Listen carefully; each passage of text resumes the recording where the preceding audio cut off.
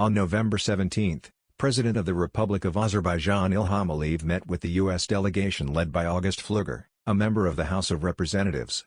The head of state said that COP29 was a success, noting that although the negotiations on Article 6 of the Paris Agreement have been held for more than 10 years, significant progress in this regard was made on the first day of COP29.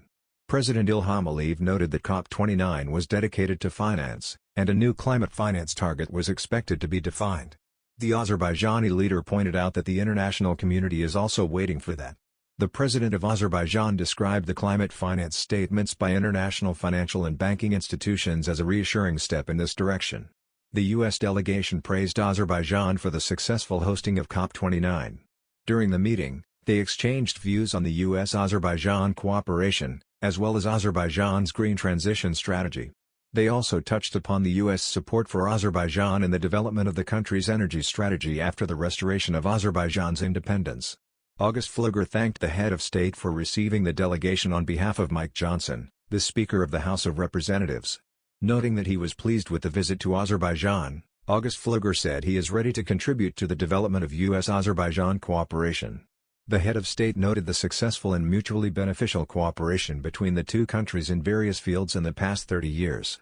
President Ilham Aliyev touched upon the contract of the century signed in 1994, reflected on the U.S. government's support for this project and said that this contract had contributed to the energy security of the United States and its allies. The president added that energy cooperation had been strengthened over this period. On the Azerbaijan's green energy strategy, the head of state said that Azerbaijan had increased its renewable energy generation capacity together with international partners, noting that green energy would account for 30% of Azerbaijan's energy mix by 2027. Touching upon Azerbaijan's renewable energy potential in the scheduled Black Sea submarine electricity cable project, President Ilham Aliyev noted that Azerbaijan was cooperating with countries of the region such as Georgia, Romania and Hungary on this project. The head of state also spoke about cooperation in the field of green energy with Central Asian nations through the Caspian Sea, the document on the development and transmission of green energy between Azerbaijan, Uzbekistan and Kazakhstan signed on the sidelines of COP29. The president noted that Azerbaijan, together with countries of the region, is working on the creation of a green energy corridor linking the Caspian and Black Sea basins.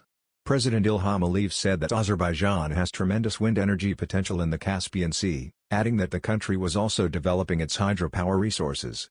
He said that large volumes of energy were to be generated in this segment as well. The head of state said that Azerbaijan would be able to export 4 gigawatts of renewable energy to the European Union market in the near future, noting that the European Union's energy demand is increasing.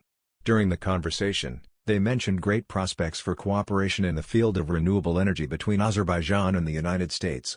President Ilham Aliyev said that Azerbaijan was committed to the regional peace agenda, noting that it was Azerbaijan that initiated the signing of the peace agreement. Stating that Azerbaijan was subjected to occupation and military aggression from Armenia for 30 years, the president said that Azerbaijan had now restored its territorial integrity and sovereignty. He said the conflict was already consigned to history for Azerbaijan. The president of Azerbaijan stressed that Armenia's policy of militarization and arms race were a threat to regional peace and security. He said it was important that the territorial claims against Azerbaijan in the Armenian constitution should be abandoned for the peace treaty to be signed.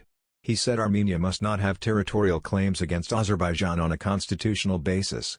During the conversation, they exchanged views on regional and international issues. Discussions at the meeting also revolved around stepping up the dialogue between the U.S. Congress and Azerbaijan, increasing reciprocal visits, prospects for the development of cooperation and partnership between Azerbaijan and the U.S. in various fields.